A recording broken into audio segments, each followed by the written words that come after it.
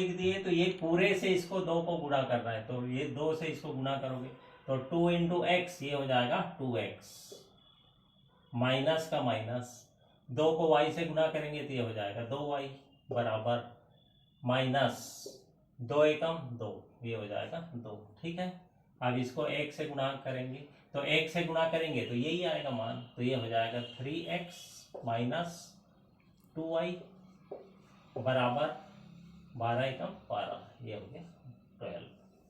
अब क्या करते हैं इसमें, देखिए यहाँ पर y का गुणांक अब बराबर हो गया, इसमें भी 2 आ गया, इसमें भी 2 आ गया।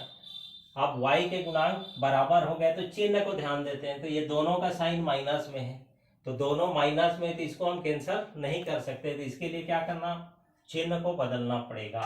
तो यहाँ पर हम घटाने पर करके लिखते हैं, क्या लिखते हैं, घटाने पर। ठीक है, यहाँ पे लिखेंगे घटाने पर।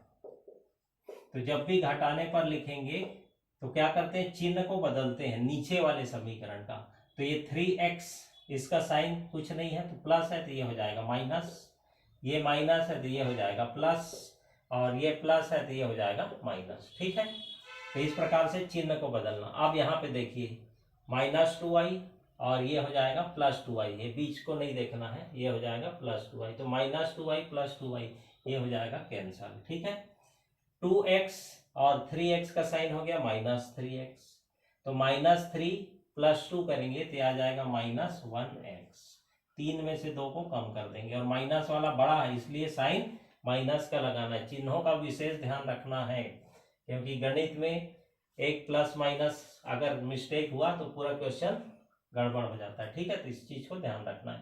-2 और -12, अब दोनों का साइन समान है, तो दोनों का साइन समान है तो दोनों को जोड़ेंगे तो 12 और 2 ये हो जाएगा 14, और दोनों का साइन माइनस में इसलिए यहाँ पे माइनस लिखेंगे। ठीक है, अब x equal to -14 upon -1, minus minus को कैंसिल कर देंगे तो x इक्वल टू 14 अपॉन 1, मतलब x इक्वल टू 14, ये x का मान हमको मिल गया। ठीक है, अब ये जो x का मान आया है, इस x के मान को समीकरण 1 या 2 दोनों में से किसी भी रख सकते हैं। ठीक है, तो क्या करते हैं, अब यहाँ पर x का मान समीकरण 1 में रख देते हैं। ठीक है, यहाँ रखेंगे x का मान समीकरण 1 में रखने पर, x का मान समीकरण 1 में रखने पर, ठीक है, समीकरण 1 में रख देते हैं। तो समीकरण 1 क्या है, इसको पहले नोट कर लेते हैं, x minus y equal to -1, x का मान कितना निकाले 14, ये हो जाएगा 14 माइनस वाई इक्वल टू -1।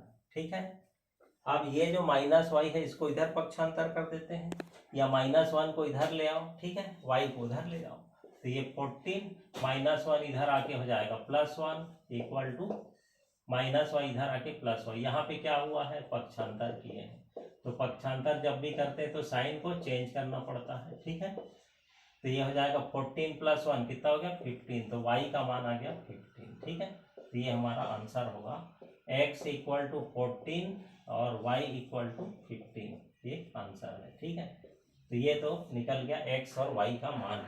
अब ये आंसर